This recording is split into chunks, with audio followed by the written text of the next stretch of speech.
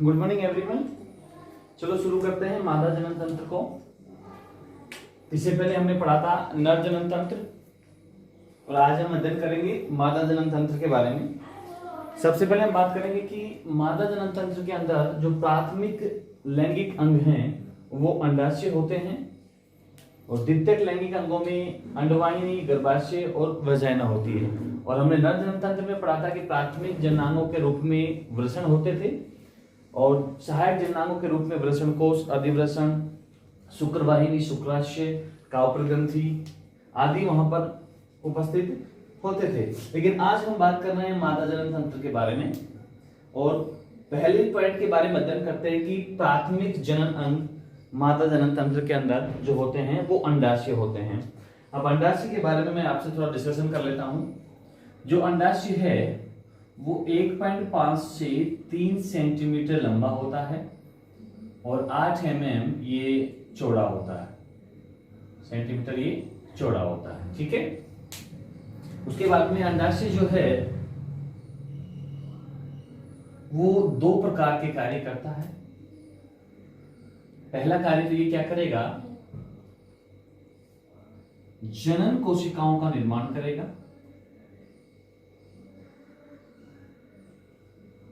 Okay guys, पहला कार्य इनके द्वारा होगा जनन कोशिकाओं का निर्माण, या यूं कहें कि ये अंडाणुओं का निर्माण करेंगे, ठीक है। दूसरा कार्य क्या होगा, ये अंतःस्रावी ग्रंथि की तरह कार्य करता है। अंतःस्रावी ग्रंथि की तरह कार्य करता है और दो हार्मोन स्रावित करता है, एक तो एस्ट्रोजन और प्रोजेस्टेरॉन। ओके गाइस, यहां तक कंप्लीट हो चुका होगा। अगली बात हम अंडाशय में करते हैं कि जो अंडाशय है वो संख्या में 2 होते हैं, अर्थात 1 पेयर होते हैं। ये अंडाशय जो हैं पेल्विस कैविटी में स्थित होते हैं। ओके गाइस, अब सिंपली हम यहां पर ये देखेंगे कि ये जो अंडाशय हैं पेल्विस कैविटी में स्थित होते हैं श्रोणि भाग के दोनों तरफ, तो उनको समझेंगे पहले। उसके बाद में हम बात करेंगे अंडवाहिनी की, कि अंडवाहिनी क्या है, गर्भाशय क्या है, योनि क्या है, सारों के बारे में हम डिटेल से पढ़ने वाले हैं इस डायग्राम के थ्रू। तो अंडाशय की स्थिति या मादा जनन तंत्र को समझने के लिए सबसे पहले हमें एक कुकी का स्ट्रक्चर बनाना पड़ेगा। This is a cookie.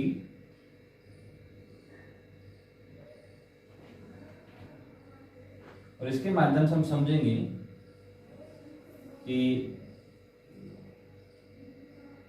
जो स्थिति है आपके नर जनन तंत्र की वो किस तरीके से होगी। ये मैंने स्ट्रक्चर एक कुकी की बना दी है। ध्यान देना कि ह्यूमन बॉडी में या मेल फीमेल बॉडी के अंदर एक श्वसन अंग होता है डायफ्राम, ठीक है। ये डायफ्राम ना 2 भागों में डिवाइड कर देता है ह्यूमन बॉडी को। ऊपर वाला भाग चेस्ट और नीचे वाला भाग एब्डोमेन। तो जो ऊपर वाला भाग है एब्डोमेन से ऊपर, यानी कि डायफ्राम से जो ऊपर है वो तो है आपका थोरेसिक कैविटी। थोरेसिक कैविटी, ठीक है गाइस, जिसके अंदर चेस्ट को शामिल किया गया है, उसमें हार्ट भी होगा, लंग्स भी होंगे। 2 भागों में बांट दिया है इससे डायफ्राम ने इसको। ये डायफ्राम जो है अंतःपृष्ठ पेशी है जो एक श्वसन में काम आती है। डायफ्राम के नीचे वाला जो भाग है ये एब्डोमिनल कैविटी कहलाता है। एब्डोमिनल कैविटी, ठीक है गाइस। और एब्डोमिनल कैविटी के नीचे जो भाग है वो कहलाता है पेल्विस कैविटी। Pelvis cavity. अब यहां पर पेल्विस कैविटी में सिचुएटेड होता है नर जनन तंत्र और मादा जनन तंत्र, जो हम यहां पर स्ट्रक्चर बना रहे हैं।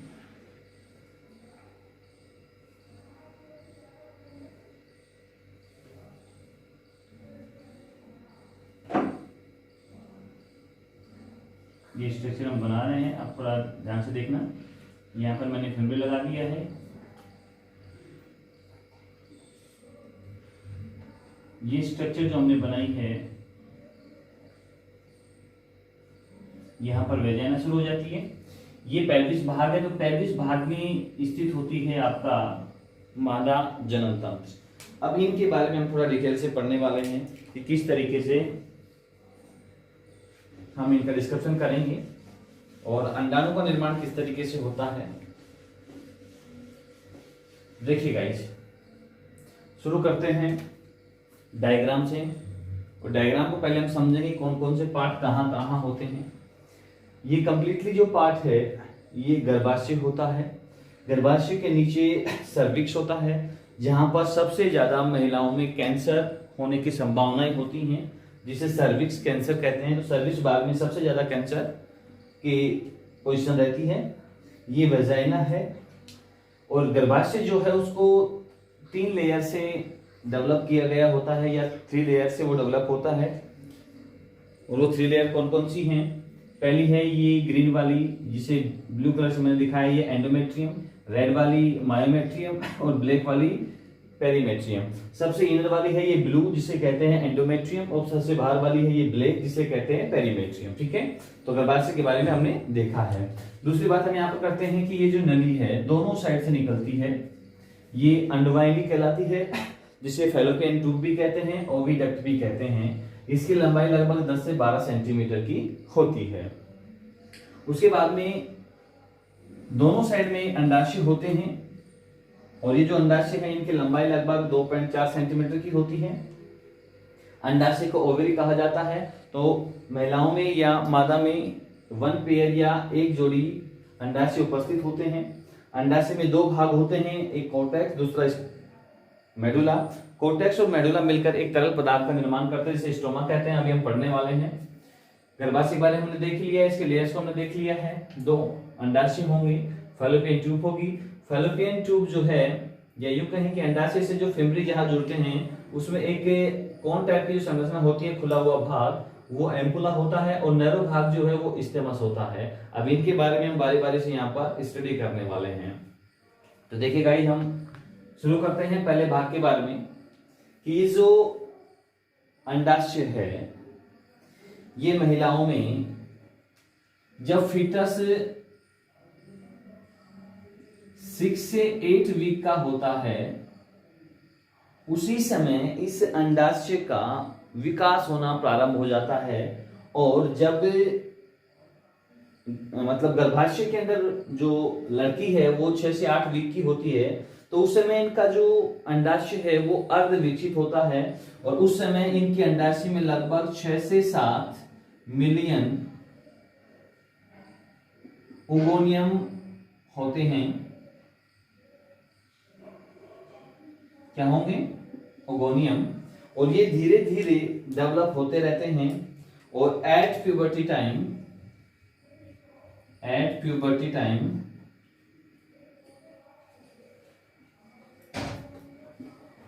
इनकी 2 से 7 मिलियन से ये रह जाते हैं 2 मिलियन तक। और जैसे ही फर्स्ट रेजोल्यूशन होता है उस समय इनकी क्वांटिटी रह जाती है 60,000 से 80,000 के बीच में, क्योंकि ये धीरे धीरे मैच्योर होते रहते हैं, ओवेरी को डेवलप करते रहते हैं। और ओवेरी में उस समय कई मिलियन फॉलिकल्स उपस्थित होते हैं, अंडाशय पुट्टिकाएं उपस्थित होती हैं, जिसे ओवेरियन फॉलिकल्स कहते हैं। अब हम जानेंगे कि किस तरीके से ये प्रोसेस होती है और किस तरीके से अंडाणु बनते हैं या एग का निर्माण होता है। मैं यहाँ पर आपको एक अंडाशय को समझा देता हूं कि अंडाशय की स्ट्रक्चर हमने यहाँ पर दर्शा दी है। अंडाशय के अंदर जो 2 भाग होंगे, बाहर वाला भाग जो कहलाता है वो कोर्टेक्स, जिसे वल्कुट कहते हैं, ठीक है। और दूसरा भाग है मध्यांश, जो मैं यहाँ पर सेंटर में बना देता हूं, ये मध्यांश है। तो आप समझने की कोशिश करना, ये मध्यांश है जिसे मेडुला कहा जाता है। ओके गाइस, अब वल्कुट और मध्यांश की जो कोशिकाएं हैं वो मिलकर एक पदार्थ का निर्माण करती हैं जिसे स्ट्रोमा कहते हैं। वो स्ट्रोमा इस पूरे अंडाशय में वो भरा रहता है।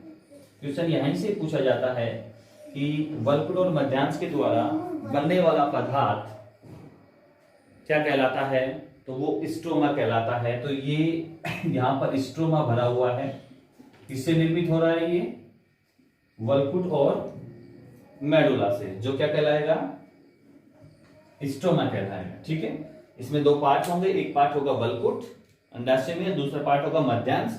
वल्कुट और मध्यांश की कोशिकाएं मिलकर स्ट्रोमा पदार्थ को बनाती हैं। अब हम इसको थोड़ा आगे डिटेल से पढ़ते हैं। देखिए, ये अंडाशय हमने बनाया है। अंडाशय के अंदर विभिन्न प्रकार की या विशिष्ट प्रकार की संरचनाएं होती हैं, छोटी बड़ी। अब इन संरचनाओं के बारे में हम जानने वाले हैं कि संरचनाएं क्या हैं और ये क्या करती हैं। तो गाइस थोड़ा कंसंट्रेशन के साथ में आप बैठेंगे। यानी विशिष्ट प्रकार की संरचनाएं होती हैं, कुछ छोटी कुछ बड़ी कुछ छोटी, इस तरीके से जो मैंने यहाँ पर आपको दर्शा दी है। ठीक है, अब इनको हम समझने की कोशिश करते हैं। ये छोटी बड़ी जो संरचनाएं होती हैं ना, ये ओवेरियन फॉलिकल कहलाती हैं। क्या कहलाती हैं, ओवेरियन फॉलिकल कहलाती हैं, जिन्हें अंडाशयी पुट्टिकाएं कहते हैं। अंडाशयी पुट्टिका। ओके गाइस, ये अंडाशयी पुट्टिकाएं इमैच्योर अवस्था में रहती हैं। ये धीरे धीरे मैच्योर होती रहती हैं और मैच्योर होने के बाद में ये फॉलिकल्स बनाती हैं। फिर प्राइमरी फॉलिकल्स बनते हैं, फिर सेकेंडरी फॉलिकल्स बनते हैं, फिर ओसाइट बनते हैं, प्राइमरी ओसाइट, फिर सेकेंडरी ओसाइट। मैंने यहाँ पर अंडाशय में नॉर्मली आपको अंडाशय पुट्टिकाओं को दिखाया है। अब देखिए क्या होता है, ये अंडाशय पुट्टिकाएं जो हैं ये मैच्योर होती हैं और मैच्योर होने के बाद में इस डायग्राम को मैं यहाँ पर शो और कर लेता हूँ। फिर से मैंने यहाँ पर अंडाशय बनाया है, क्योंकि अभी यहाँ पर अंडाशय में अंडाशय पुट्टिकाएं हैं। अब यहाँ पर हम देखते हैं कि अंडाशय पुट्टिकाएं किस तरीके से कन्वर्ट होती रहती हैं, मैच्योर होती रहती हैं और बदलती रहती हैं वो फॉलिकल्स के अंदर। इस समय लगभग इनके अंदर 4 लाख फॉलिकल्स प्रेजेंट हैं। ठीक है, और अब इनको डिटेल से देखने वाले हैं। ये धीरे धीरे ये फॉलिकल्स जो हैं मैच्योर होने लगते हैं और इनके चारों ओर ग्रेनुलोसा सेल्स का आवरण स्टार्ट हो जाता है। ठीक है गाइस, हम धीरे धीरे इस संरचनाओं को पढ़ेंगे कि किस तरीके से ओसाइट जो बनता है प्राइमरी और उसके बाद में जो सेकेंडरी ओसाइट बनता है, किस तरीके से वो डेवलप होता है। हम इन संरचनाओं को अभी पढ़ रहे हैं और इसके बाद में हम डिस्कशन करेंगे कि किस तरीके से फर्टिलाइजेशन और इम्प्लांटेशन की जो प्रोसेस होती है उनको हम कंप्लीटली देखेंगे। इस तरीके से ये जो अंडाणु है ये धीरे धीरे परिपक्व होता है और मैच्योर होने के बाद में ये एक स्पेशली शेप में डेवलप हो जाता है। उस स्पेशली शेप्स के बारे में हम डिस्कशन करेंगे, उसे क्या कहा जाता है। मैंने यहाँ पर बड़ी आराम से आपको समझाने की कोशिश की है। अगर कहीं पे आपको डाउट क्रिएट होता है तो मुझे आप कमेंट कर सकते हैं ताकि मैं आपको उस डाउट का सॉल्यूशन प्रोवाइड करवा सकूं। इस तरीके से एक मैच्योर सेल बनती है यहाँ पर और इस मैच्योर सेल को कहेंगे हम प्राइमरी ओसाइट। क्या कहेंगे, प्राइमरी ओसाइट, यानी कि प्राथमिक अंडाणु। अब हम इस संरचना को यहां बाहर लेके आते हैं और यहां से हम इसको समझने की कोशिश करते हैं। ओके, देखिए जैसे ही हम एक छोटी सेल से डेवलप करना स्टार्ट करें, क्योंकि अंडाशय जो पुट्टिकाएं हैं धीरे धीरे वो बदलना स्टार्ट हो जाती है फॉलिकल्स में। फॉलिकल्स कन्वर्ट होने लगते हैं ग्राफेन फॉलिकल्स के अंदर और ग्राफेन फॉलिकल्स कन्वर्ट होने लगते हैं प्राइमरी ओसाइट्स के अंदर और प्राइमरी ओसाइट फिर पिक करता है फर्टिलाइजेशन के लिए सेकेंडरी ओसाइट में कन्वर्ट होके। तो उन प्रोसेस को मैं देखने वाले हैं। अब गाइस यहां से शुरू करते हैं हम अंडाशय से। मैंने एक सेल से आपको दिखाना शुरू किया कि किस तरीके से जो ग्राफेन फॉलिकल्स हैं वो डेवलप होते हैं। यहां पर मैंने एक स्ट्रक्चर बनाई है।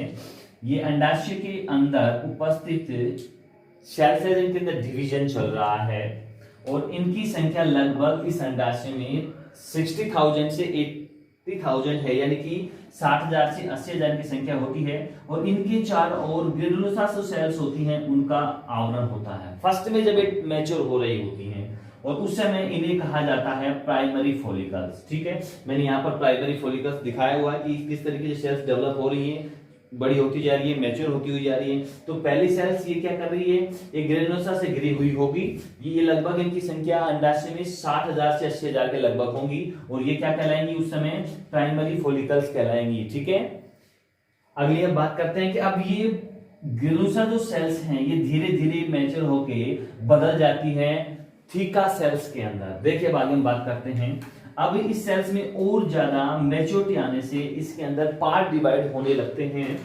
तो यहां पर ये एंट्रम बन गया है और ये इसका बाहर वाला जो आवरण है पहली वाली कोशिका के अंदर ग्रेनुलोसा कोशिकाओं से ये निर्मित था, लेकिन ये ग्रेनुलोसा जो सेल्स हैं ये बदल जाते हैं किसमें, थीका सेल्स में। मतलब इसके चारों ओर थीका कोशिकाओं का आवरण आ जाता है, फिर बन जाती है एक कैविटी। और यहां पर हम इसे कह रहे थे प्राइमरी फॉलिकल्स, लेकिन यहां पर ये जो है ये तो एंट्रम स्टार्ट हो गया है, ये आपका कैविटी यहां पर बनना शुरू हो गया है और यहां पर ये प्राइमरी ओसाइट जो है वो डेवलप होना शुरू हो चुका है और इसको हम कंप्लीट रूप से कहेंगे secondary follicles. Okay guys, secondary follicles हमारे पास यहां डेवलप हो गया है। अब आगे हम देखते हैं कि सेकेंडरी फॉलिकल्स के बाद में क्या होता है। देखिए ये एंट्रम और बड़ा होने लगता है और अब यहां पर थीका जो सेल्स थी वो 2 लेयर्स में बढ़ जाती हैं। तो गाइस ध्यान रखना, यहाँ पर जो थीका सेल्स ये थी ये 2 लेयर्स में यहाँ पर बढ़ जाती हैं। बाहर वाली लेयर कहलाती है थीका एक्सटर्नल और अंदर वाली लेयर कहलाती है थीका इंटरनल। ये 2 लेयर बन रही हैं और अंदर ये बड़ा सारा एंट्रम है, इसने अपना आकार बढ़ाना शुरू कर दिया है और बीच में एक अलग ही स्ट्रक्चर यहाँ पे डेवलप होना शुरू हो जाते हैं जिसे सेकेंडरी ओसाइट कहते हैं। क्या कहते हैं, सेकेंडरी ओसाइट। अब ये सेकेंडरी ओसाइट और मैच्योर होता है। तो देखिए जैसे सेकेंडरी ओसाइट मैच्योर होता है तो इसके बाहर जो थीका इंटरनल और एक्सटर्नल कवरिंग थी वो बदल जाती है जूना प्लूसिडा के अंदर। और जूना प्लूसिडा देखिए 2 सेल्स के बीच में 1 सेल और ये 1 सेल, इसके बीच में जो स्पेस होता है या इनके बीच में जो कोशिकाएं पाई जाएंगी, देखो ये मैं जोना प्लूसिडा लेयर के अंदर बता रहा हूं, उन लेयर के अंदर बीच बीच में जो कोशिकाएं आपस में जुड़ी हुई हैं उनके बीच में जो स्पेस होता है उनके अंदर जो पाई जाने वाली कोशिकाएं होती हैं वो प्रीविटिलाइन सेल्स होती हैं। देखिए प्रीविटिलाइन सेल्स होती हैं। ओके गाइस, इस क्वेश्चन को आप ध्यान रखना कि जोना प्लूसिडा के बीच बीच में जो सेल्स होती हैं, जिस जोना प्लूसिडा का जो आवरण है उन सेल्स के बीच में जो कोशिकाएं होंगी वो कौन सी होंगी, प्रीविटिलाइन सेल्स होंगी। तो यहां पर देखिए यहां theca internal external layer develop हो गई थी, लेकिन जैसे ये और मैच्योर होता है सेकंड ये कंप्लीट स्ट्रक्चर तो जोना प्लूसिडा में बदल जाती हैं ये थीका इंटरनल और एक्सटर्नल। और बी यहां इसके सेंटर में देखिए सेकेंडरी ओसाइट डेवलप हो रहा है। अब सेकेंडरी ओसाइट के चारों ओर कार्पस ल्यूटियम आकार कवरिंग कर लेती है और वो कार्पस ल्यूटियम क्या करती है, प्रोजेस्टेरोन और एस्ट्रोजन जो हार्मोन है उसको साबित करती रहती है और इस सेकेंडरी ओसाइट को पोषण प्रदान करती रहती है और इसको और मैच्योर बनाती रहती है। अब गाइस हम इस स्ट्रक्चर को देखते हैं कि किस तरीके से ये बन के फैलोपियन ट्यूब के एम्पुला रीजन में प्रवेश करती हैं। तो देखिए गाइस हम समझेंगे कि यहां पर हमारे पास सेकेंडरी ओसाइट बन चुका है।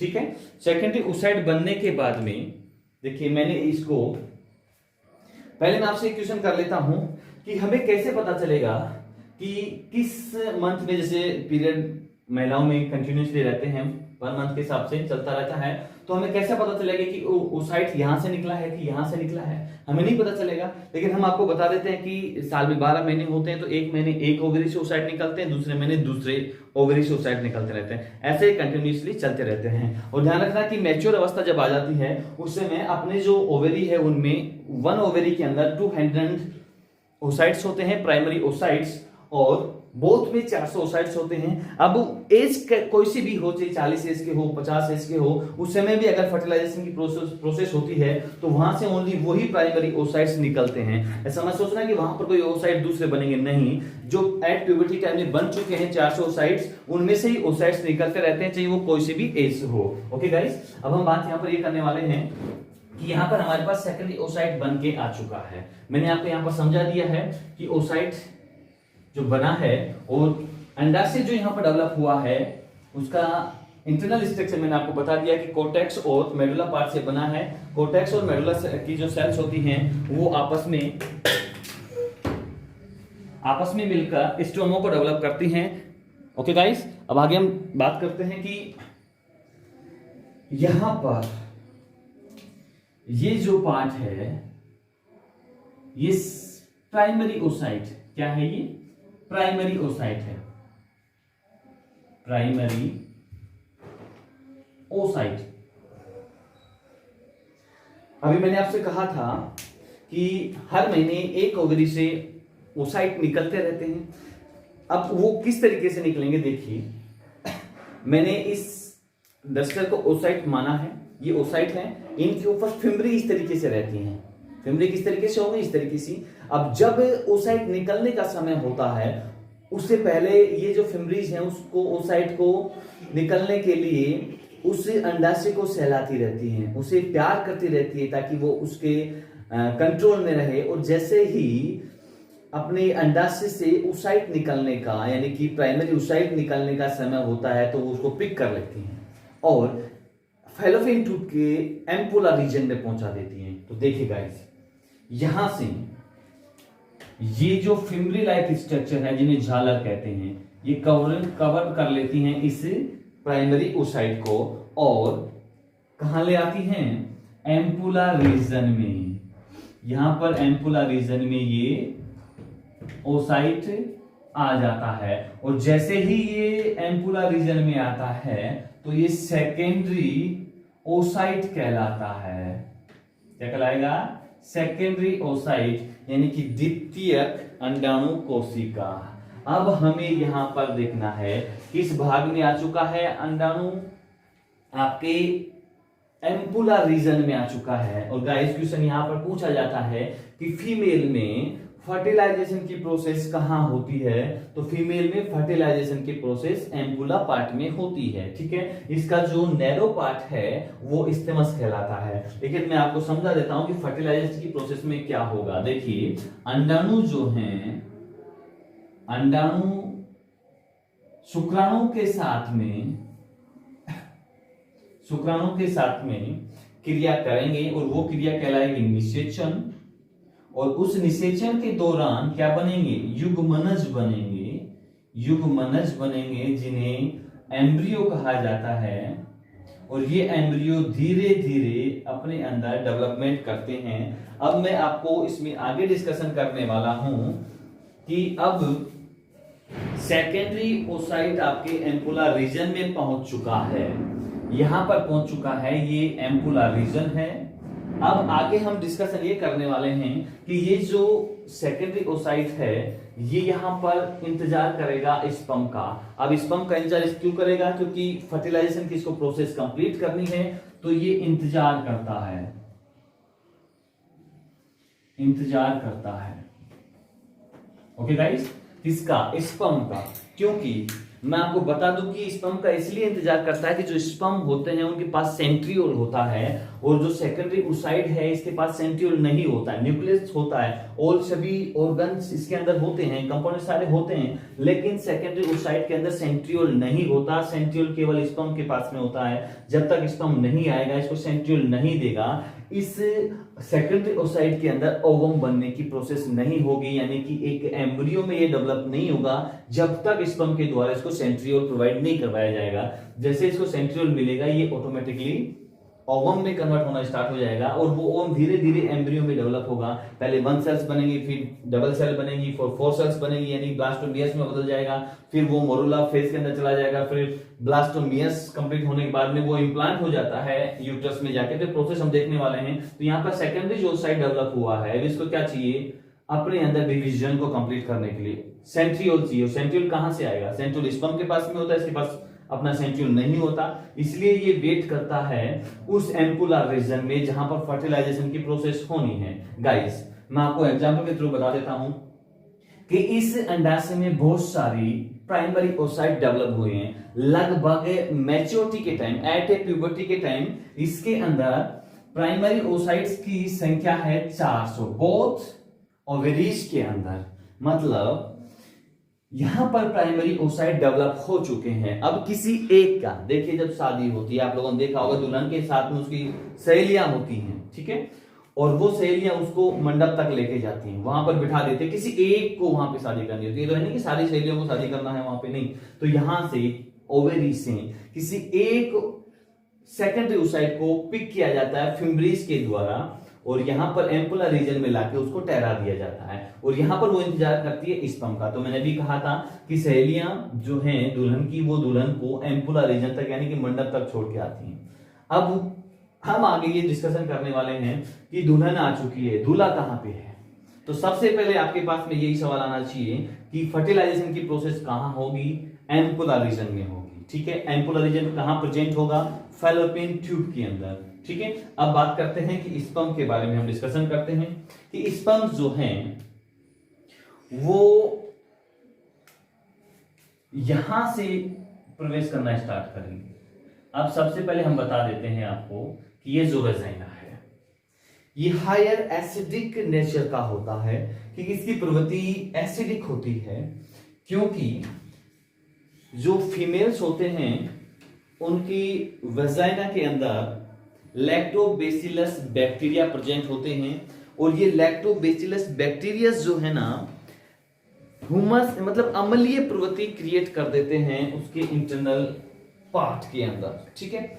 और ये बैक्टीरिया जो हैं फीमेल को प्रोटेक्शन भी देते हैं अगेंस्ट एनी इंफेक्शन, मतलब कोई इंफेक्शन ना हो वेजाइनल पार्ट के अंदर, इसके इंटरनल एनवायरनमेंट के अंदर, इसलिए ये उनको प्रोटेक्शन भी प्रोवाइड करवाते हैं। अब गाइस आगे हम यहाँ पर डिस्कशन ये करने वाले हैं कि ये जो पार्ट है वेजाइना पार्ट, ये लगभग 8 से 10 सेंटीमीटर इसकी लेंथ होती है। अब इसकी क्या इंपॉर्टेंस रहेगी?